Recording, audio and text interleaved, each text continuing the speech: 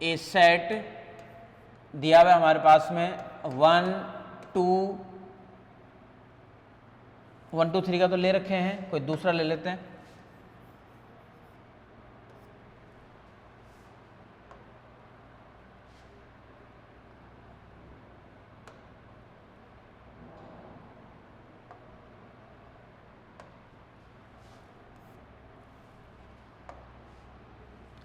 ए set हमारे पास में है, वो सेट ले लेते हैं अपन ए बी और साथ में सी के लिए।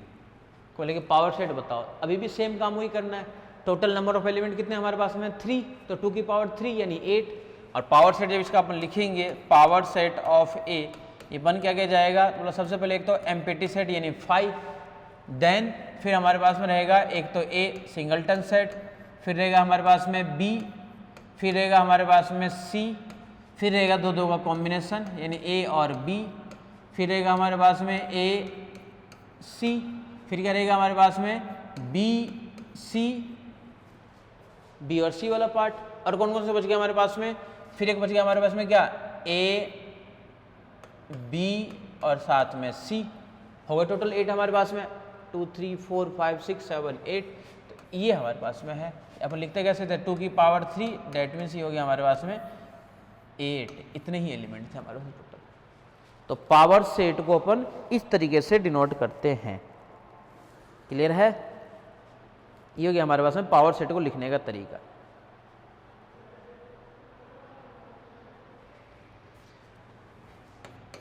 ये देखो मोस्ट इंपोर्टेंट है, ए सेट है कोई हमारे पास में जिसके अंदर है ए और बी, ये हमारे पास में कोई सेट है। अब इसके अंदर टोटल नंबर ऑफ एलिमेंट्स कितने हैं, टोटल नंबर ऑफ एलिमेंट्स इसके अंदर 2 ही है हमारे पास में, 1 और ये पूरा ए बी जो सेट है ये कंप्लीट एक ही काउंट होगा यहाँ पे। तो 1 और 1 यानी 2 है हमारे पास में टोटल, यानी 2 की पावर 2 यानी 4, 2 की पावर 2 यानी 4। यानी इसको अपन लिखेंगे कैसे, तो power set of A equals to, इस वाले पार्ट को लिखने का तरीका सबसे पहले मतलब 5, ये वाला पार्ट तो आएगा ही आएगा। देन 5 के बाद में फिर से हमारे पास में बोला कि ए वाला पार्ट, ए वाले पार्ट के देन आफ्टर क्या आ जाएगा हमारे पास में ए और बी वाला पार्ट, और ए और बी वाला पार्ट बाद में फिर क्या क्या आ जाएगा सेट के अंदर, एक ए वाला पार्ट और फिर से ए और बी वाला पार्ट, ए और बी वाला पार्ट, तो ए बी ये वाला पार्ट है, ये एज इट इज। बस इसी तरीके से लिखे जाएंगे आपके पास में।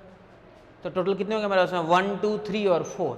और इसको लिखने का तरीका क्या था हमारे पास में, 2 की पावर नंबर ऑफ एलिमेंट्स यानी 2, यानी टोटल कितने बन गए हमारे पास में 4। ये था हमारे पास में लिखने का तरीका पावर सेट वाले पार्ट को। तो टोटल नंबर ऑफ एलिमेंट्स जो हमारे पास में है वो हमारे पास में है इस तरीके से।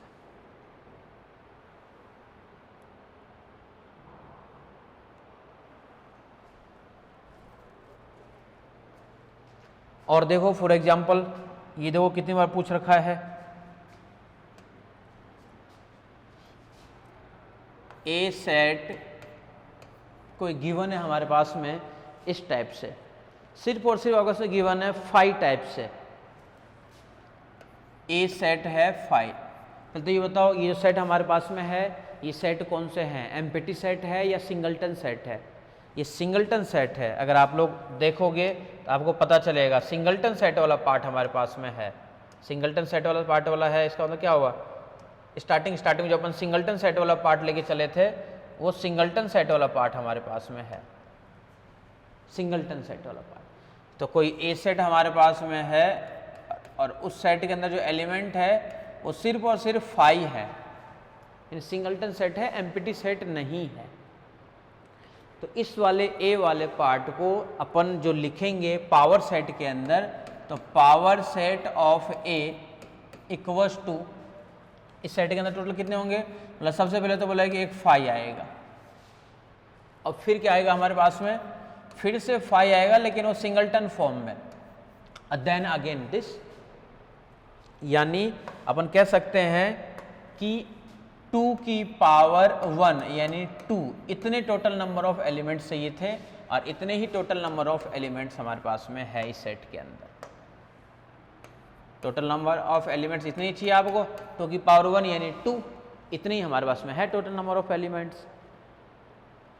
और 5 वाले का सेट बनता है कभी भी एक 5 और एक पहले से दे दिया 5 सेट वाले के अंदर। इस वाले पार्ट को हमें लिखना है, इसके लिए पावर सेट। बोले इसके लिए पावर सेट अपन कैसे लिखें? तो पावर सेट जब इस वाले पार्ट के ऊपर लिखते हैं, किस किस के वाले के लिख रहे हैं अपन? 5 और 5 वाले पार्ट के लिए। तो 5 और 5 वाले पार्ट को अपन क्या लिखेंगे? बोले सबसे पहले तो 5 वाला पार्ट तो है आपके पास में, तो सबसे पहले तो एक 5 वाला पार्ट, फिर से ये 5 जो सेट में है, ये वाला 5 इसकी बात कर रहे हैं। देन आफ्टर ये वाला 5 भी आपके पास में है, यानी पहले से 5 तो सेट में है ही, एक बार और सेट वाले पार्ट के अंदर, और एक इन दोनों का कॉम्बिनेशन फिर से, यानी क्या क्या मिलेगा आपके पास में? एक तो 5 और एक क्या मिलेगा आपके पास में? 5, और इन सब का फिर से ये वाला कॉम्बिनेशन। टोटल ये है हमारे पास में। यानी इसको अपने किस तरीके से लिख रहे हैं? इसको लिखने का तरीका क्या हो गया? 2 की पावर 2, यानी ये बन गया हमारे पास में टोटल 4। देखो 4 ही एलिमेंट है टोटल हमारे पास में, 1 2 3 and 4। Total number of elements कितने हो गए हमारे पास में? 4 हो गए। क्लियर है यहाँ तक? तो पावर सेट वाले में से जनरली एक क्वेश्चन पूछता ही पूछता है पावर सेट। पावर सेट का पावर सेट लिखो, कोई भी एक सेट डिफाइन कर देगा और उस सेट के बारे में वो क्या बताना पड़ेगा? उसके लिए पावर सेट आपको बताना पड़ेगा कि इसके लिए ये वाला पार्ट है आपके पास में, जिसको हम बोलते हैं पावर सेट। डिनोट वगैरह करने का तरीका ये सब आपको पता ही है कि इसको अपन इस तरीके से डिनोट करते हैं।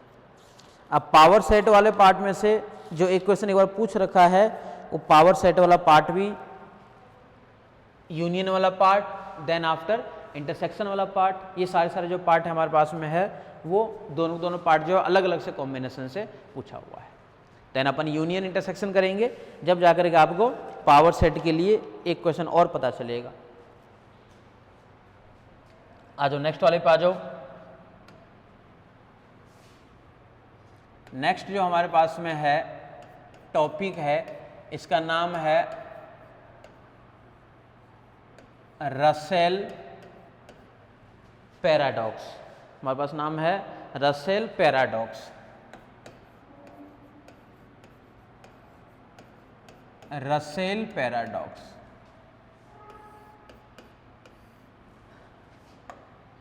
रसेल पैराडॉक्स का काम क्या है कि मैथमेटिक्स के अंदर कभी भी कोई थ्योरम या कुछ वाला पार्ट अगर आप लोग प्रूफ नहीं कर पाते हो तो उसको अपन क्या करते हैं? पैराडॉक्स से अपन उसको सॉल्व करते हैं। यानी अपन मान लेते हैं विरोधाभास विधि से, कंट्राडिक्शन मेथड भी इसको अपन बोलते थे। तो रसेल पैराडॉक्स भी देखो सेट के अंदर वही वाला पार्ट है कि रसेल पैराडॉक्स क्या कहता है कि कोई सेट ए खुद की बातों को खुद ही ये विरोध करता है। यानी सेट ए वाला पार्ट हमारे पास में सबसे पहले ये डिफाइन करना चाह रहा है कि कोई एक सेट है ए और इस तरीके से है, इस सेट के अंदर एक एलिमेंट है एक्स। अब फिर कह रहा है कि जो एक्स है ना, ये does not belongs to x.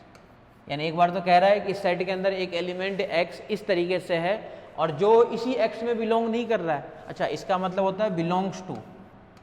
इसका मतलब क्या होता है पास में? Belongs to. Belongs to.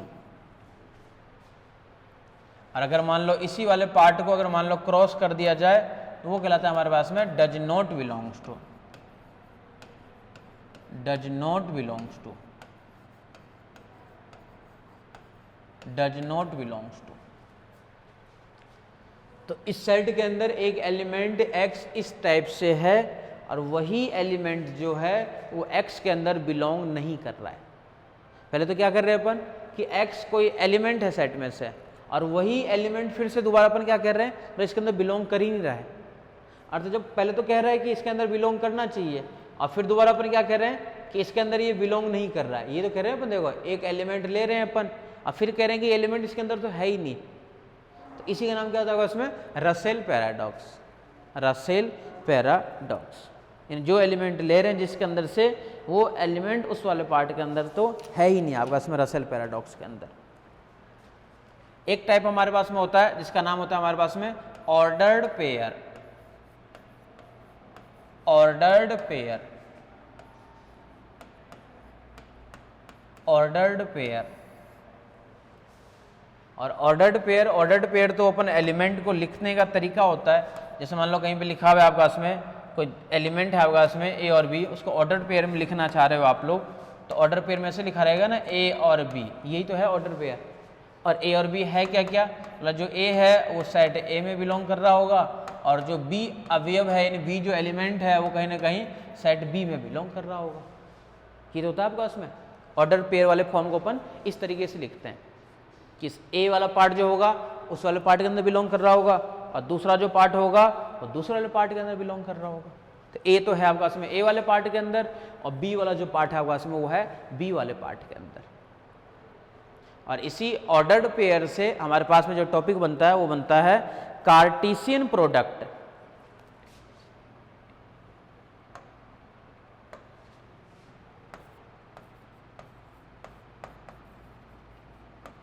Cartesian product of two sets, Cartesian products of two sets, यानी दो सेट का कार्टेशियन प्रोडक्ट। अब कार्टेशियन प्रोडक्ट मतलब क्या हो गया कि हमें दो सेट को मल्टीप्लाई करके दिखाना है। अब मल्टीप्लाई करने का तरीका क्या होता है, कभी भी अपन सेट में मल्टीप्लाई करके दिखाते हैं तो पहला एलिमेंट पहले वाले के साथ में लेते हैं अपन, और दूसरा एलिमेंट अपन दूसरे वाले पार्ट के साथ में लेते हैं। कोई ए सेट ले लेते हैं फॉर एग्जांपल ए और बी, और कोई दूसरा सेट है बी, ये ले लेते हैं अपन 1 2 और 3। कोई बोले कि पार्टीशन प्रोडक्ट से ए क्रॉस बी की वैल्यू निकालो, कार्टेशियन प्रोडक्ट से तरीके से दिखाएंगे ना अपन। अब मल्टीप्लाई करके दिखाना है। अब मल्टीप्लाई का मतलब क्या हुआ कि फर्स्ट वाले का first element then after second वाले का सेकंड एलिमेंट।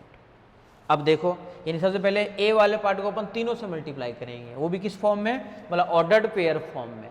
यानी अपन सबसे पहले ये लिखेंगे कि ए वाला जो पार्ट है A1, ये सबसे पहले होगा मल्टीप्लाई, फिर ए का किस साथ होगा तो बोला 2 के साथ होगा, तो ए और 2 वाला पार्ट हो गया, फिर से ए वाला पार्ट के साथ में हो जाएगा तो बोला ए और 3 वाला पार्ट भी होगा।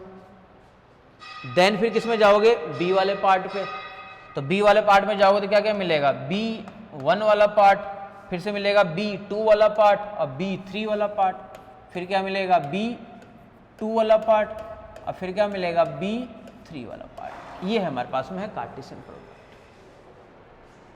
ठीक है, थैंक यू। बाकी नेक्स्ट लेक्चर में देखते हैं।